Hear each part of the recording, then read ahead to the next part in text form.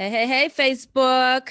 Good morning, good afternoon, good evening, depending on where you are in the world. I want to welcome you to another episode of Raising a Mogul TV, powered by Raising a Mogul. I'm your girl, Tamara Zantel, the CEO and founder of the Raising a Mogul platform. And if you don't know anything about Raising a Mogul, I don't know where you've been. Like, where have you been your whole life? Where have you been?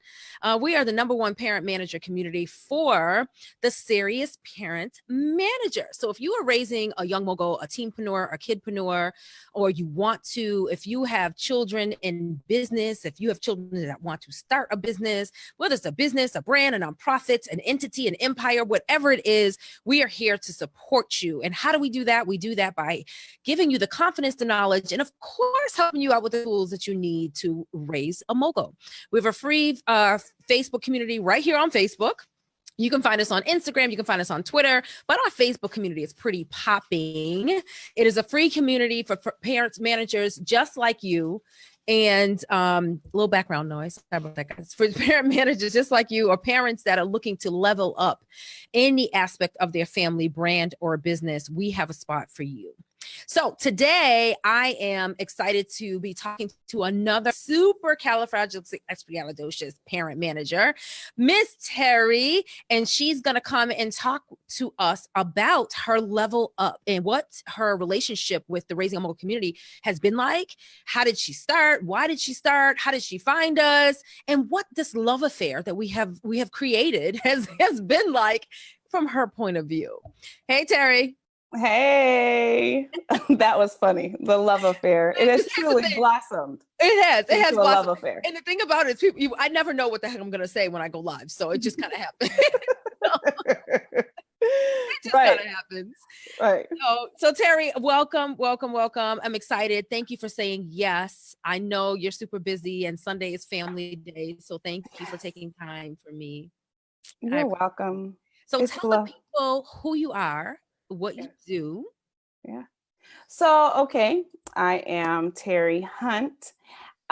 First and foremost, I am the mommy of Sanaya, Charnay, and Simona Hunt. My. But what I do other than that is I have been a teacher for about 17 years. I have started my own business and I've been growing that. And I do curriculum writing and editing and revising and ghostwriting and all sorts of other beautiful, wonderful things that I love doing. And I just love it. The best part, I guess the best part or best thing that I do is that I am also married to the pastor of a church. And so I'm the first lady. I don't know. We don't even use that word. I just say that because everybody gets it. But yeah, I am the first lady and I love that. That's my biggest love, I guess, I think.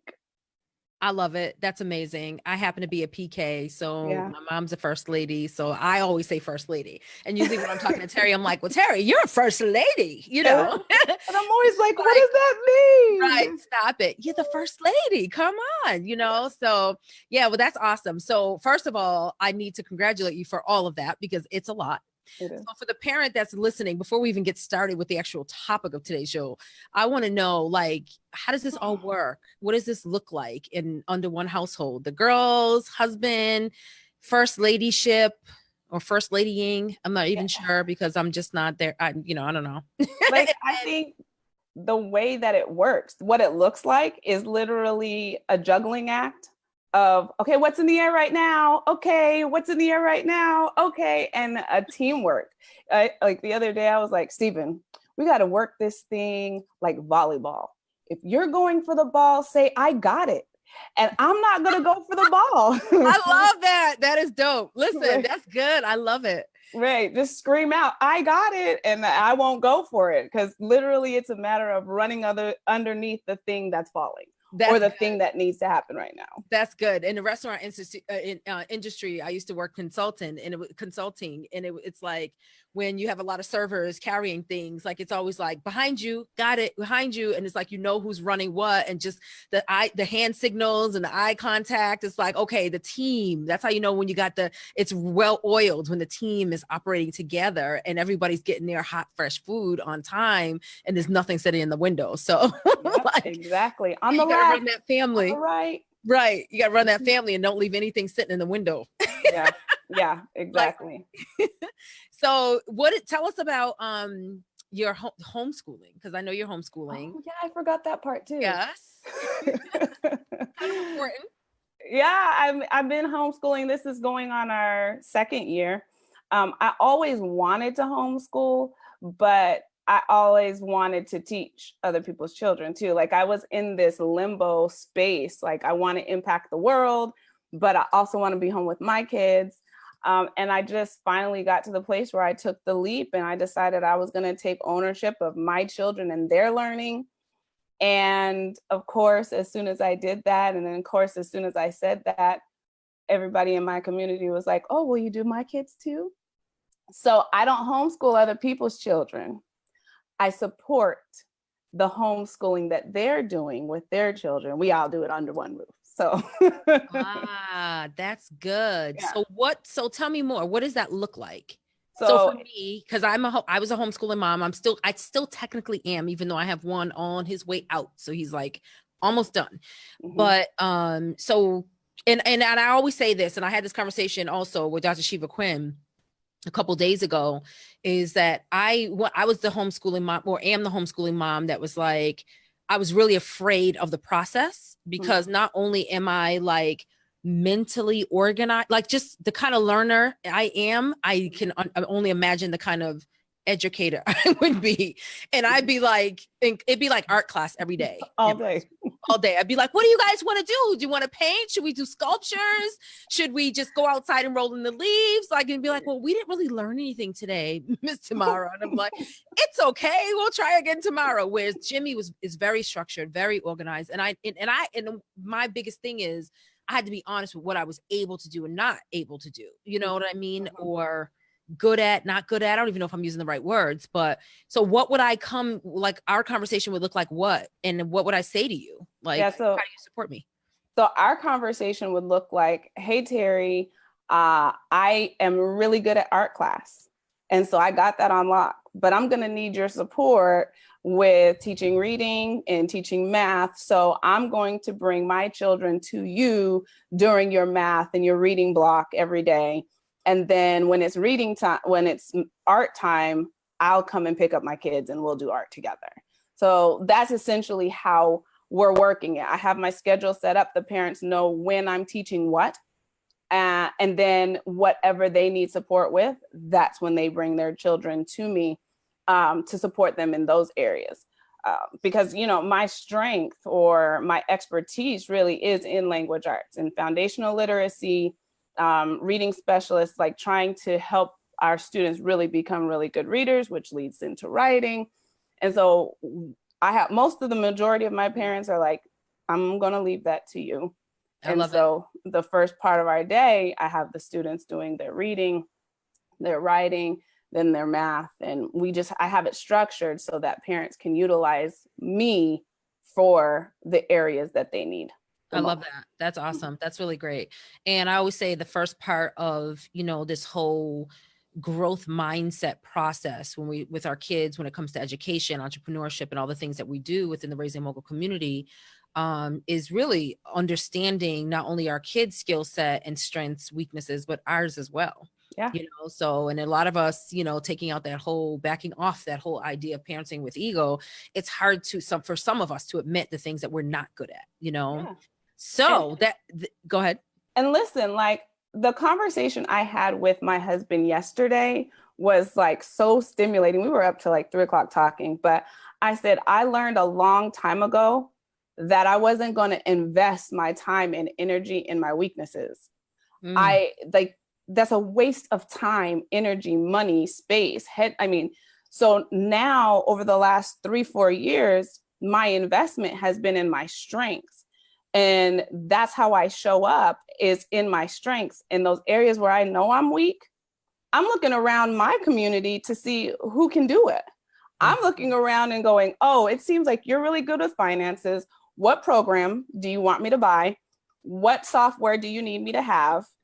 So that, okay, because I'm done investing in my weaknesses, because they're never going to give me the maximum impact, the maximum benefit. So I focus on my strengths and develop my strengths and get excellent in those, and leave all the other stuff to the other people who that's their strength. I love it. I love it. You know how long it takes people to get to that point? Mm. So long. And so many of us spend years after year after year after year investing and reinvesting in our weakest points, because we think that if we just buy another course, buy another book that's going to sit on the bedside or sit somewhere in the living room, you know what I mean? Or, you know, do some more Googling, that we'll be able to master it. And then, you know, it's the whole, what is it? What's it? It ends with master of none. What is it? Oh, the jack of all trades with the master of none. Yes.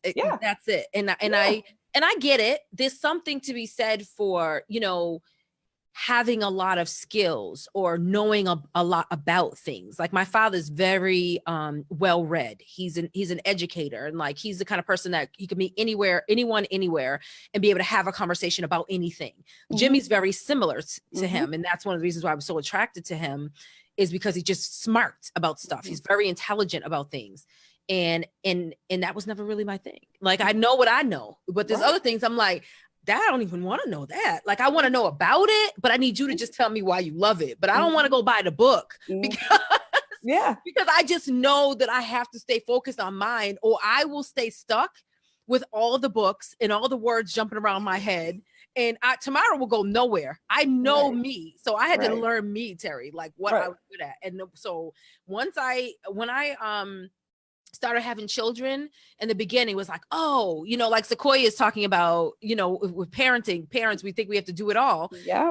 And I was like that for a small amount of time. And then I was like, there's no way I can do it all, because when am I going to have time to hang out with the kids? When am I going to have time to enjoy this parenting experience? Because I was trying to do it all instead of investing in other people's expertise. Yeah. You know? Yeah. So I'm glad you brought that up, because that leads us into the idea of entrepreneurship, because as an educator, tell us a little bit about the process of like, okay, you have this household thing on lock, you have the education piece on lock. So for most parents, it's like, that's it, we're done. Like, you know, they're going to get a great education, they're going to roll right into college, and we're just going to live this American dream. Where does entrepreneurship insert into all of this? And how did this happen with your girls? Yeah. And that is not a bad plan either, right? That's still the plan, in the sense, I have an 18-year-old who just went to college last week, you know, 2 weeks ago. And so that's still the plan. But one of the things that I have realized over the last, 5-6 years is, you can't, like the old adage, don't put all of your eggs in one basket. Mm-hmm. You never know what's going to happen. I made my girls, well, my oldest and myself and my husband, and I think Sanaya read it too. Who Moved My Cheese, right? I was just about to say, I knew where you're going. Yeah. And so we read that together, and I said, we always have to have another plan. We have to have a plan A through Z. And we have to know those. So Charnay, she can sew, she can bake with the best of them. And all of those are options she has. And so what I needed the girls to understand is how to run a business. But I realized I couldn't help them know how to run a business if I myself didn't know how to run a business. So I left the classroom to do my business. And when I did that, I was like, oh, this is really amazing. This is really life-changing.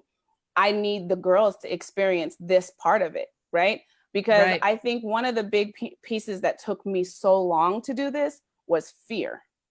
I was so afraid that if I do this, I'll fail. And if I do this, and what happens, and we'll never eat again, and I'll lose my house, and all of these fears. And I was like, well, what if I get all of these fears out of my kids at 10 and 16? so that whenever they have to make these decisions, they're not afraid and they're bold, and they are, because they're all girls. I have all girls, right? And girls' perspective of the world is different than boys. Totally. And the way that society fashions our thought as girls is different too. And I said, I need them to know that you don't have to be afraid of being bold and being a risk taker and being strong. You can do that. But you can also be Simona, who is living to be a mommy and is breastfeeding her doll babies right now, right? So I was just like, I just need them to see all of it. And they are fearless little girls, man. They are fearless human beings who are not afraid to pivot. They're not afraid to change. They're not afraid to say, I want to do this. And let's figure out how to do it. So mission accomplished, I suppose. Now it's managing that boldness. Yes, I love it. And that boldness that has been instilled, and also they've been allowed to walk in that space, because I feel like for a lot of us, even when we were younger, we didn't have permission to express ourselves, or to exhibit that kind of freedom, or to feel, and that lack of permission or lack of freedom, I think, kept us from feeling like we could have all of it. You know what I mean? Or experience all of it, or the options, the choices, and all these other things that come out of parenting your children in this way. So Terry, talk to us about your connection to the Raising a Mogul community. When did you join? Yeah. What made you join? And when was it that you decided to no longer be just a member of the group, but actually become a member of the community? Yeah. So, when you decide to be an entrepreneur and you decide that you're going to step out of your industry space, right? So I have a community that is education, and I know all principals, I know all the schools. Well, when you enter into entrepreneurship, you're in a different space, right? You still have the same connections, you still have the same people, but you enter in a new space. And I started having different conversations with people that helped me see them in a different, I started seeing other people's strengths and how we could leverage that, right? And so I had a friend who said, oh, you know what, you should help Sanaya start a business or something like that. And then I was like, oh, that's amazing. Yeah, what do you like to do? Sanaya, paint nails. Okay, great. So I like how happy it's like, oh, that's great. What do you like to do? But listen, you guys, she said, what do you like to do? That's a key point. I know you said it fast and we can move on. However, that's a piece that a lot of us are missing. Is it's like, oh, your child should start a business. And it's like, oh, great. What did I want to do when I was little? Exactly. Paint pictures, whatever. And then it comes from us. It's that whole, like, you're going to go to this school, or you're going to do this because I did. We've always done it this way, So I love that. I just wanted to make sure that we point out, it's what did Sanaya want to do? And I want to stay there for 2 seconds, because Sanaya wants to do 3 million things. Right? When I said, well, what do you want to do? I mean, the list of what she wanted to do was like 25 things. And TD Jakes talks about studying your children, like studying them. And so I was literally, I saw these 25 things she was doing, but I was studying her and really trying to see what it was she wanted to do, not what she would be good at, what her strengths would be. And that's how we narrowed down the list of 25 to the fingernail polish, because she loves science, she loves chemical reactions, she loves research, she loves all of those things, and she loves being super pretty. And the child's nail beds are amazing. Like, she makes me jealous. Bonus. Right. So I was like, well, the Lord said you gonna paint nails. No. And so I had a friend who was like, oh, you need to be a part of this Raising a Mogul community. And I was like, okay, cool. And I'm going to be honest. The first time I joined, like the first time I started kind of perusing the page, I was like, oh, no, I can't do this. This is too much. This is too much. They want for real businesses in here. And so I was like, okay. So, but I stepped back and I said, well, why would you waste Sanaya's time doing a play business? Like that's a waste of time. Hello, And somebody. yeah, like why would you encourage her to do a fake business and waste her time?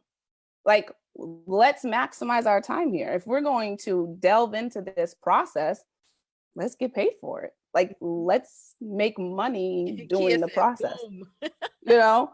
And so once that shift happened in my mind, I was like, oh, I'm finna get everything I can out of this group. Oh, I mean, I was on everybody's page. When it was everybody like everybody's page, absolutely, you know. I love but it. It took that shift in my mind that I'm not going to introduce time wasters to my children because I don't want them to be time wasters and I don't want them to invest in time wasting things, right? I just sent a text message to my husband like, this Roblox, we're done. We're done with Roblox. That's all they do. They play Roblox all day. I'm over it. I'm done with it. Yeah. Because I'm trying to teach my children, we can do things that are fun. We're not wasting time though. Right. We might reward ourselves with time, but we're not wasting time. Right. So that was the shift that caused me to really jump in with both feet and really maximize this space. So I did a live the other day in the Raising a Mogul community, and I talked about the question I had gotten that day because I'd done a series of consultations with a lot of parent managers and people that were considering the Brand Strategy Lab, the Young Mogul Brand Strategy Lab program. And the question that was like, how did you know it was going to work? And I was like, I didn't, and I still don't, but I have faith and I believe that I will, no matter what, I will make it work. However, at the time, I did not know it was going to work. So I ask you the same question: is when you made the shift and you said, okay, this is not going to be child's play. It's not going to be a pretend, or we're not going to fake it. We're just going to do it and jump out here and get what we need. How did you know it was going to work? I didn't. I didn't. I know this about me though. I know that I'm a hard worker. I know that I am smart. I know that I am perfectly and wonderfully made, and I am created for excellence. Like I know those things. Those are things that are in my core.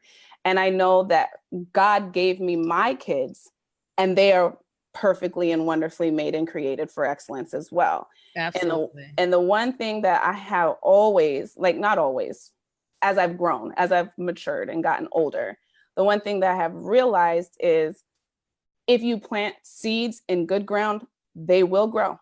Yes.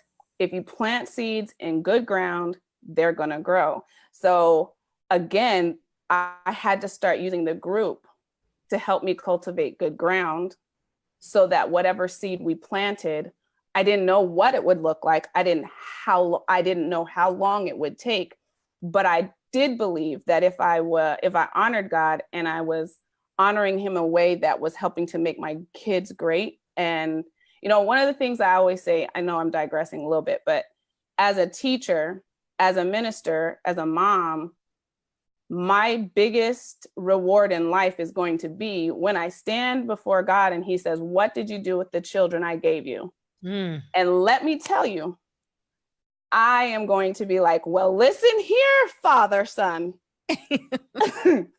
I did this for those students. I did that for those children in my ministry. I did this. Look at these children. Look at my children.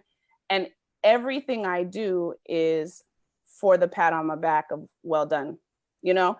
And so I had to say, you know, I forgot the question, but how did you know it was going to work? We already said we didn't. I didn't. It's like he has said, worth the risk. And you know what you just said was so powerful. Like I felt that because I'm very similar and well, the same. And I remember just even when I, found that I was pregnant with my son, my first child, I remember making a decision. And I was like, it doesn't matter what everybody else does, what the world looks like, what opportunities out there. I was rooted in the idea of what his success was going to look like. Like it was a plan. The same way people plan to get for anything else in their life. I planned, I feel like a lot of us are not standing in our power and accepting the fact that we actually can control things that we want to happen. We can manifest them by starting to move towards them and starting to, like you said, cultivate the soil for them to grow in our lives. Yeah. And instead of doing that, we stand around and look at what everybody else is doing and allow the fear to take over. Yeah. And we accept what the environment or this, the people, what's available to us around us. And that's what we put on our plate instead of going beyond that space and looking for something else or exposing our minds, ourselves, just everything to what else is out there, And listen, this is the thing. This group was the step closer, right? Joining this group was a step closer. Joining, the society was a step closer. Right. Each time you take a step intentionally, right? I wasn't just doing it because the masses were doing it. It was intentional. I felt like that was the next step. And as long as you're doing those steps forward, the space opens. It right? always opens. Oh my God. That's how you know. That's the answer. That's how you know. Yeah. How you know. Yeah. You know, because I'm not going to stop. So I know everything else around me is going to continue to shift. Yeah. It's like a lock. It's like unlocking for me as I move forward. But if I don't ever move forward, even step, because I'm so afraid or I have so much doubt or because I listened to what everybody said, the chains cannot start to break. Yeah. You know what I'm saying? Like we can't break the cycle. We just nothing is going to happen. Nothing will flow until we start. Yeah. My mom said it. My mom said it best. She said, I'm now excited and invested because you're doing something, right? She was like, I don't know what the something's going to turn into, but you're doing something. Sanaya's doing something. Simona's doing something.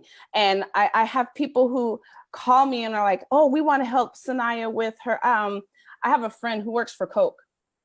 And she was like, I just want to give her everything I have as it relates to public speaking.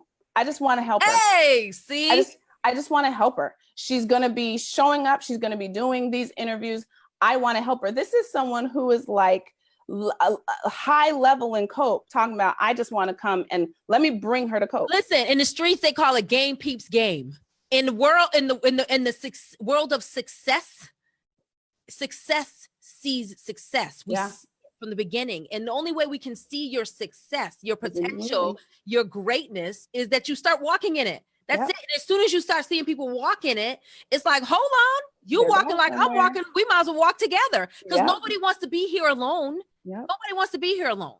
The people that are really in it with the best intentions don't want to be here alone. My job is to continue. My job is not to go back and sit with everybody else while they get it together. My job is to continue to move so that I can inspire you. And then as you start moving, we can walk together and we help each other along the way. That's what this thing looks like. Yeah. So Terry, tell us a little bit about your decision to join the Brand Strategy Lab. So you talked about joining the Raising a Mogul community, which is the free community, and not being just a part of the group, you guys. And when I say that, I mean, she joined the group, you look around for a little while, but then you actually immerse yourself in the community by talking, by giving value, by asking questions. So it's a give and take situation in the community, which is the free space. Then you leveled up to the society, which is the membership. It's an investment, but it's a low investment. And then you decided to jump and take the leap into the Brand Strategy Lab. So tell us about that process. It's funny because it really boils down to prayer. Like I had been approached by many different groups, many different masterminds. And I remember talking to you guys like, well, how y'all do this? But, and anytime I'm confused, I'm just going to pray about it. Like, I'm going to just take a minute, I'm going to take a deep breath and I'm going to pray. And I prayed about it. And literally I woke up in the middle of the night and God said to me, just stay connected to Tamara. Now, I'll be honest with you. God don't be telling me that very often. He don't be telling me that. Not about folks. Wow. but he was like, just stay connected to Tamara. And I was like, okay, all right. And I joined, and the confirmation came when my mom, because I love my mom. My mom is probably the biggest voice that I have in my face all the time. I love And it. my mom was just like, I think that was a great idea. I think that was a great decision. Wow. When my mother, who is the Dave Ramsey of this whole enterprise that calls the Wilson King Hunt family, Wow. she doesn't come off of her money for real, like easy. But she's so wise with money. Like, she's so wise. I love it. My mother's the same way. So I get it. I totally get it. She will be like, that is the stupidest thing I've ever seen you do, Terry, or whatever. But that day, she was just like, oh, I think this is good. I think this is a good idea. And that just sealed it for me, and Wow. I was all in. Wow. Thank you for that. Like, Mhm. I had no idea. Like, Yeah. I had no idea. That's awesome. Wow. That's a big deal for me. It is. It's a big deal for me. So, wow. That's really powerful, Terry. So, okay. So tell us a little bit about your experience. 1 second. I just want to acknowledge some of the amazing parent managers and community members we have watching. I want to say, hey to Sequoia, to Oren, to Shanta, Christina, Shiva, Chanel. We have Kia here watching and commenting. And a whole bunch of other people. So listen, you guys, if you haven't had an opportunity to share this video out, please go ahead and share this video out. Tag some other parent managers that you know need to hear this conversation. We're talking today about Terry King Hunt's experience with the Brand Strategy Lab. And really what we're talking about is her experience with raising a mogul overall in a way, but also how her decision to take a risk and to level up her children's brands, her brand, and what the end result had looked like. So her relationship with the Raising a Mogul community and what the transformation has been and what the journey has been like, and I think it's important for us to talk about people that have been on the journey, that have experienced some of the things that we're putting out into the universe, just so you can get real talk, just so you can get a feel for what the experience like. So it's never going to be the same for everybody. Right. So you never know who's going to relate to who has to say. So I think it's important to just bring our members on and just kind of just get a feel for what it's been like for them and how they were able to break through these fear blocks and these, blocks of doubt and the naysayers and, and just balancing it all the things that we as superstar amazing parents have to deal with every day, like paying the bills, keeping the lights on, feeding the kids, soccer, dance, school, homeschooling, the spouse, the lack of a spouse or, another person in the household.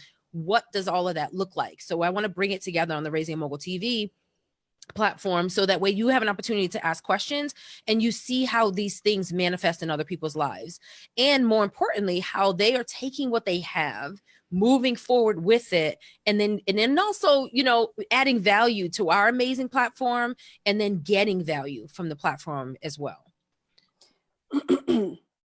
So while you're saying that, because one thing that was popping in my head while you were talking is I want to make sure I make this very clear, right? My life is very spirit led. However, this platform is a platform that's focused on children and business and doing all of that, right? Right. And the reason I bring that up is because there are other faith-based platforms that I had engaged in and been introduced into. Mm-hmm. And so there's not anything like taking away or giving to that statement. Right. But the truth of the matter is that there is a foundation of faith in me, but I also understand that from that platform, there has to be forward momentum and credibility that goes behind it. Right. Mm-hmm. So the other spaces were faith-based, but there wasn't production happening. There wasn't like street cred happening. There weren't receipts that you could see.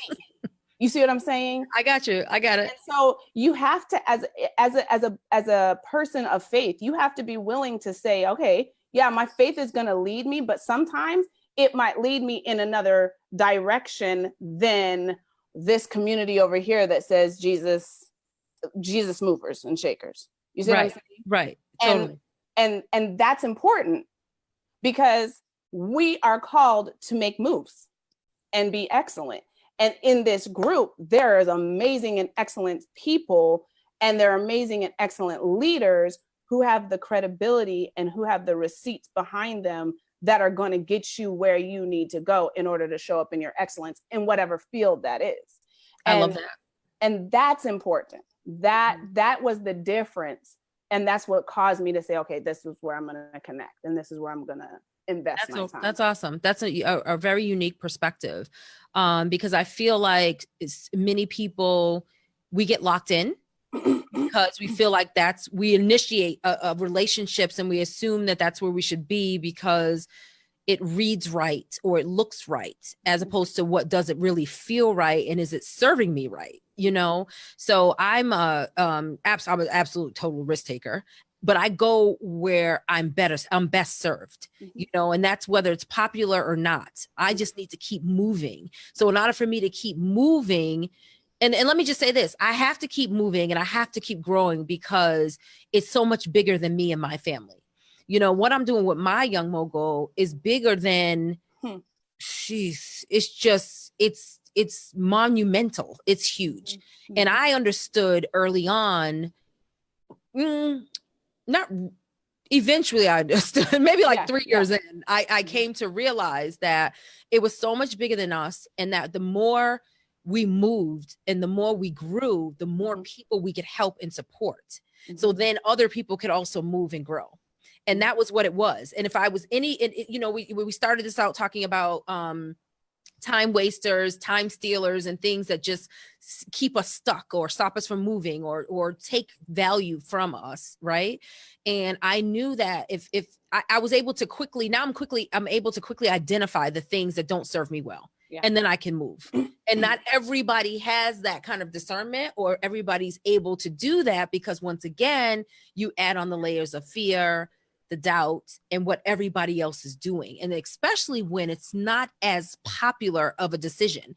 Not to say that the Raising a Mogul community is not a popular decision, but what we're doing as risk takers, as parent managers, is not, it's still not, like there's a lot of hype around the kid branding, right? Business and stuff like that. It's very cutesy. But when it comes to kids really, really for real doing business, we still have a long ways to go. And I say that because when Xandra started in 2009, like, it was like, what? Who do you think you are? It was like, we struggled for at least 3 good years to even get people to even allow her in the room. Interesting enough that those people are now paying her to come back and speak to their same communities, but we can talk about that another time. But then it transitioned into, she can come, but she can't touch anything, for example. You know what I mean? Like, she can come, but you got to stay the whole time, and then it turned into hearts, minds, and things, doors unlocking and opening because we just wouldn't stop. So we're still we're growing, but we're still not the popular choice because people still aren't taking us seriously because we have street cred. But imagine if we all have more street cred. Imagine if all of us start moving together and our children are starting to lay platforms and build empires, creating other opportunities for other kids to come behind them and walk alongside of them. Like, just imagine, you know what I mean? Like, we talked about this, Terry, before, and I'm like, you guys don't understand. Like, when I say bigger than me, like one of my goals and Xandra's goal was so that when she turned 18, she can call other kids and be like, let's fly to New York City for the weekend. Like, when she's 21, she can be, let's go to Paris and go buy the purse. Or I want to go buy my shoes. Or who's hungry? Let's go to Chicago and get pizza. You know what I mean? Like, I'm serious. Some people's minds can't even imagine it. But guess what? Not only is my daughter, was she able to imagine it, but now she can do it.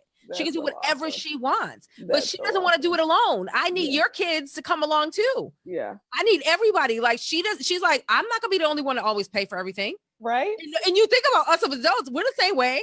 You go on a couple's date or you go out with your girlfriends. It's like, girl, this round's on me, but next time, you know what I mean? Right. Every relationship needs to be equally yoked. We need to be able to handle our own. Girl. We're building our children's future, but it's custom designed by us. Yes. Yes. It's funny because the other day Simona said to me, "Oh, that's okay, Mom. You can just take me to Target. I'll buy my own stuff." You're 4. What do you?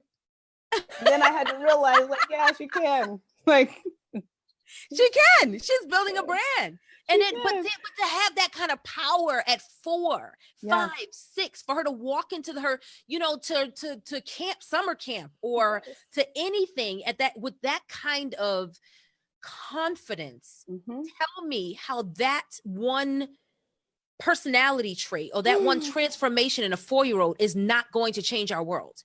How can it not?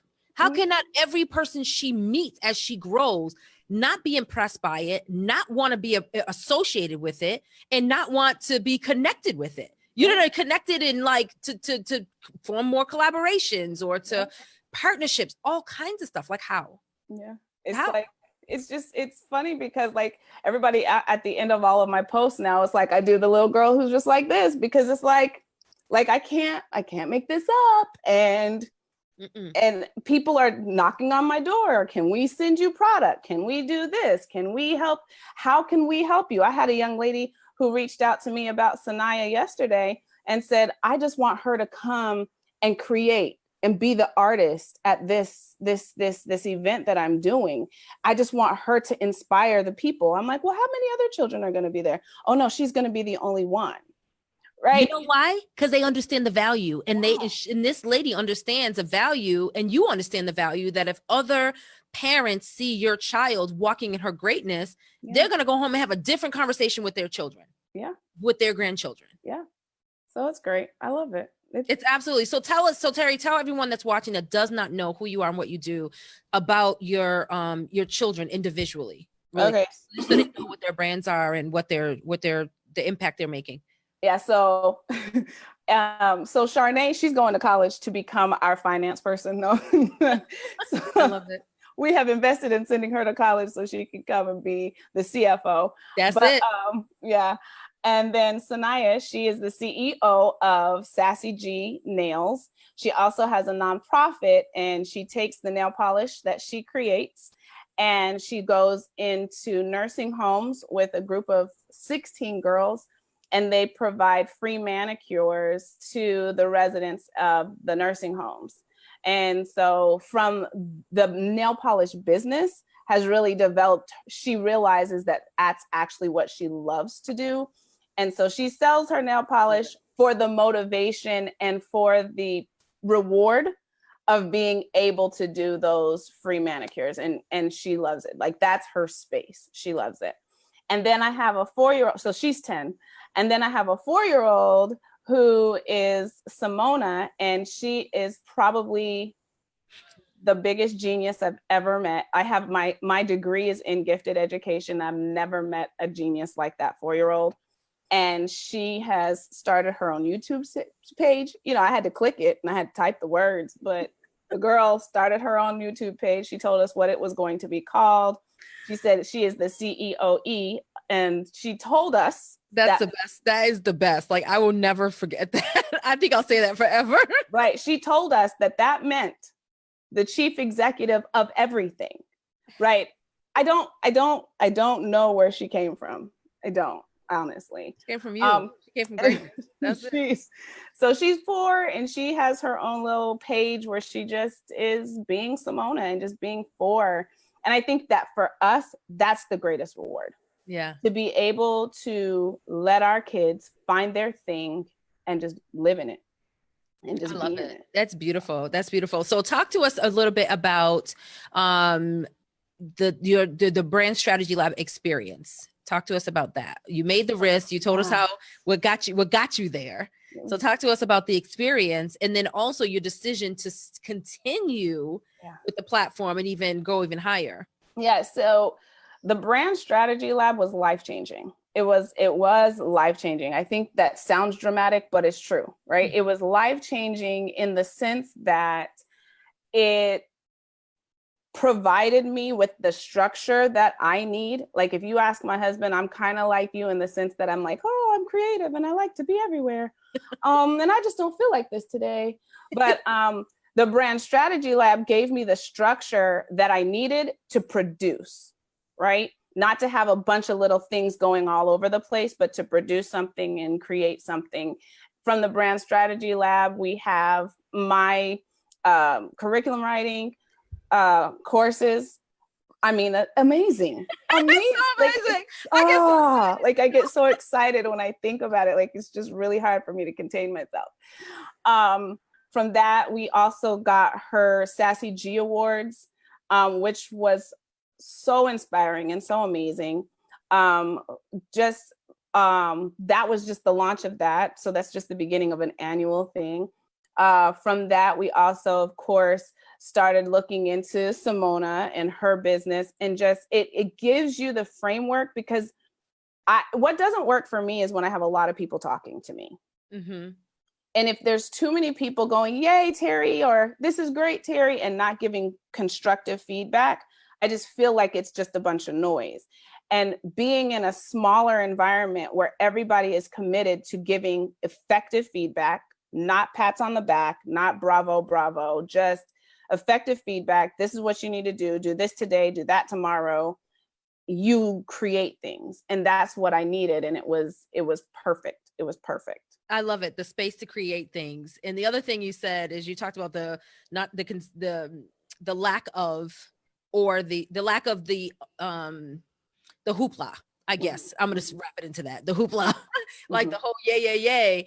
Because we encourage each other and we support each other. But the idea is, in order for us to grow, we have to also stretch each other. Mm-hmm. And that's not always pretty. Mm-hmm.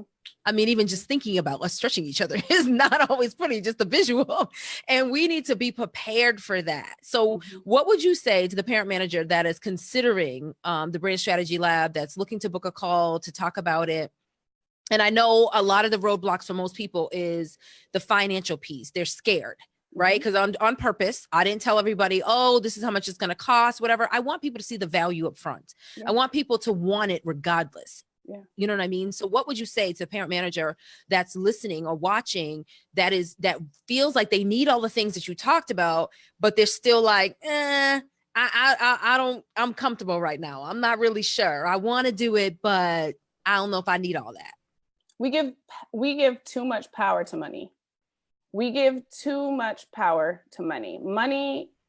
And I think you taught me this, probably, like, it's just all come together. Mm-hmm. But we give too much power to money, and we look at what's in our hand and we go, I don't have the physical money right now. Right.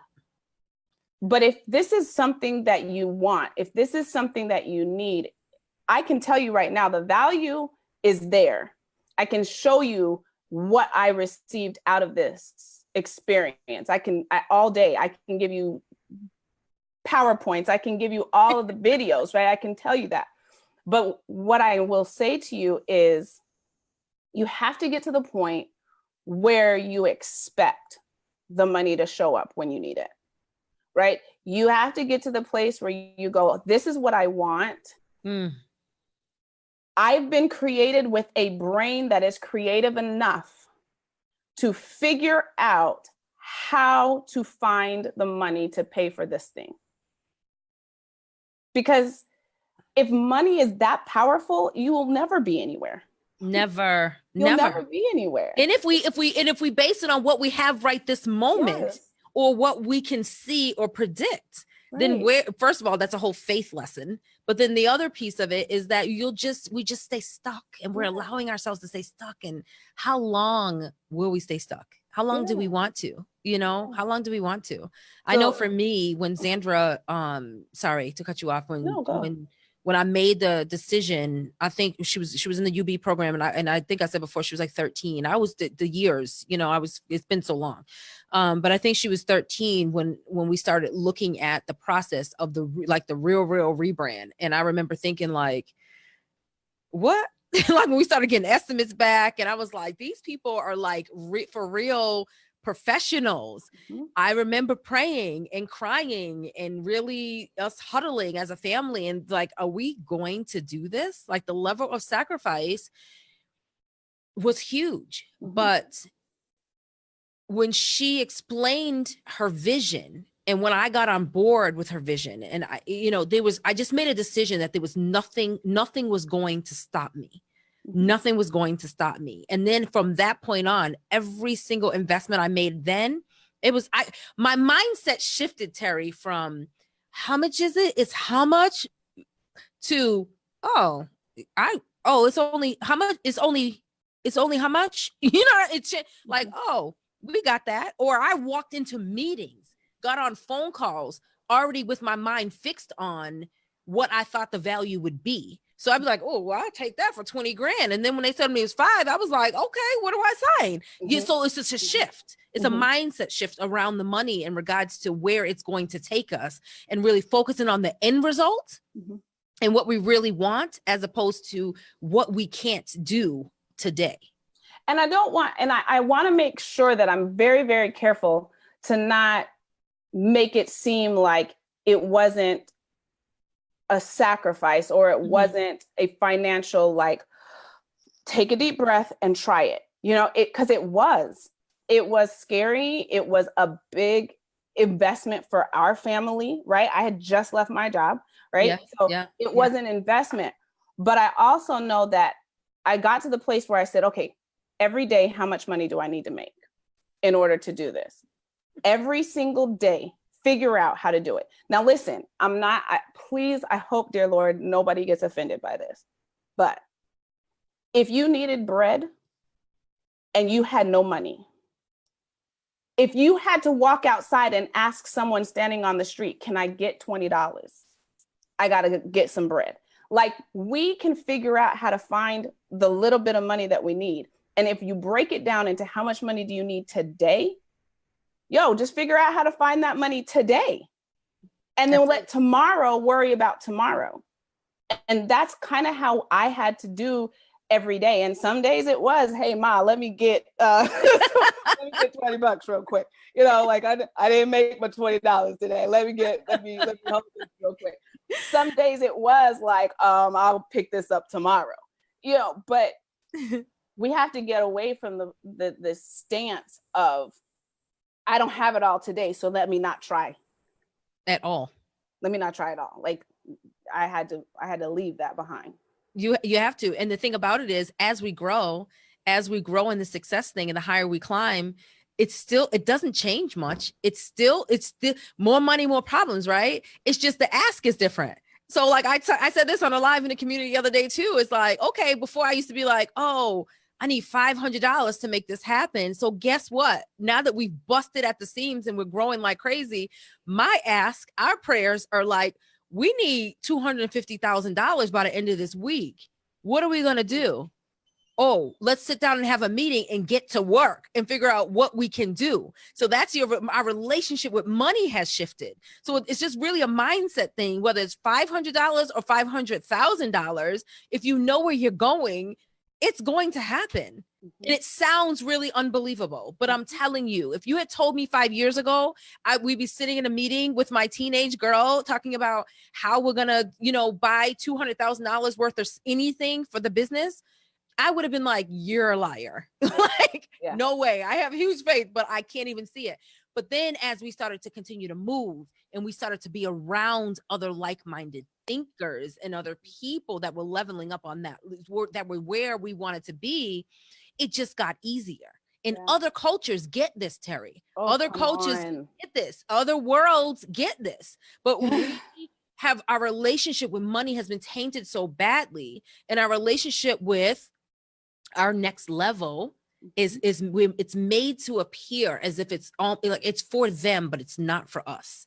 And as soon as we break free from that, everything that is meant for us, the rain can come, because we've been preparing for it, and we've been moving and we've been busy working for it. You know what I mean? But if we never start working for it, towards it, guess what? My girlfriend yesterday, she was like, so next year for our birthday party, because we're turning 40, she was like, next year we're going to Paris And I was like, okay, so tell me how much it is so I can figure out how many units I got to write, how much curriculum I got to write, like, because I'm coming with you. See? But listen, isn't that a shift? That's a Yeah. shift right there. Yeah. Because I don't know for sure, but I would imagine a while back when okay, I'll say this. I could imagine when you first left your job, if that conversation you had you'd be like, girl, I ain't going nowhere. I can't I'm go. trying to figure I out how don't to have put no food money. on the table next Yep. week. We got to pay the light bill. We're stuck right here. We're Yep. not thinking about what we're able to create. Yep. You know what I mean? Now you're like, oh, okay. Well, I just mean I gotta work a little couple more hours this week. Let me see what I gotta do. Yep. I gotta create something new, create something and sell it. Yep. That's what people are doing. Yep. And guess what? Y'all are all buying it. Yep. Y'all helping everybody, other people get to their next while you're over here buying this stuff and just sitting on it. Yep. You sitting on it. Stop Yep. sitting on it, and that's Yep. that's where we start with the Brand Strategy Lab. And even with the Elite League is really with the Elite League. I know that's not what we're talking about, but I got to say this is we're talking about what value do you have right now? What can you monetize? What's in your arsenal right now that you can sell? Then all the rest of the stuff can come later. But we're not talking about let's sell cups and mugs and let's add on more stuff. That's not what scaling is. We need to understand. We're trying to figure out how do we leverage? How do we make the most money today with the least amount of effort and with the least without having to go buy more materials? What do you have? What do you have right now that we can blow up? Right. What's in your hand? Exactly. Then as we grow, we add on, we diversify our portfolio. Yeah. Good Stuff. know? Yeah. Man. So let's see. Did we talk about the summit? Talk about the summit. Oh Lord! And how it led to Young Mogul News. Young Mogul News. Yes, Young Terry, Mogul News. tell us about that. So, Young Mogul News, y'all. If you have not heard of Young Mogul News, I need you to know about Young Mogul News. I need you to be following all of us so that you can hear these amazing young people. We were at the RAM Summit 2019. Again, if you haven't gotten your tickets for RAM Summit 2020, you need to be there because from that think space, that's a think tank in itself. Like from that think tank came so many ideas. And one of those was the Young Mogul News. It was funny because we were sitting around the table and we were like, oh, we need to collaborate. And these, and then some kind of way in this conversation with 25 people around the table, Terry got voluntold that she was going to do this news broadcast called Young Mogul News. Look, folks, I'm a teacher. I am a teacher. I don't know nothing about news broadcasts or anything. But the one thing you know about me is if I take it, I'm going to make it amazing. Anything I touch, it's only going to be amazing because the only thing going to come out your mouth when you talk about Terry and her stuff is, oh, it's amazing. So we have declaration. You see that power right there? Yes. You see, y'all got that? Y'all got that whole? Yes. Mm-hmm. If I touch it, the only thing you're going to say out your mouth about it is it's amazing. So we have this TV podcast news crew of amazing children who are interviewing each other. They have a script, they have a schedule, they have a level up, they have to reach out, they have to learn how to reach out and invite people to interviews, they have to learn how to do graphics to advertise their interviews, and then they have these amazing conversations. If you haven't seen two children talk business,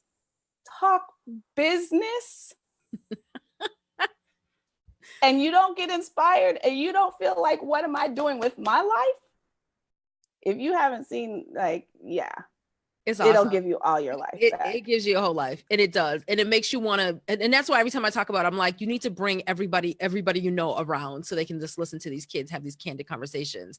And you need, most importantly, you need to bring all your young people, your grandkids, the kids, any kids you know, they need to watch these things because they need to know what's really possible. Mm-hmm. And the thing is, I always say is like, all of our children are amazing. These kids are no more amazing than the other kids, except for these kids we've given them the platform to just be free and just be themselves, right? And they're just sitting in their greatness and they're showing up.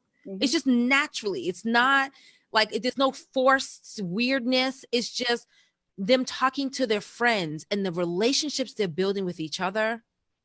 Man, imagine if we started building with our kids. Yeah. Kids like our kids when we were kids. And the thing that I've noticed also, and I think the reason I've married myself to this process, because I'm not getting paid for it. None of us are getting paid for it, okay? But I think the reason that I've married myself to this process is all of the skills that come into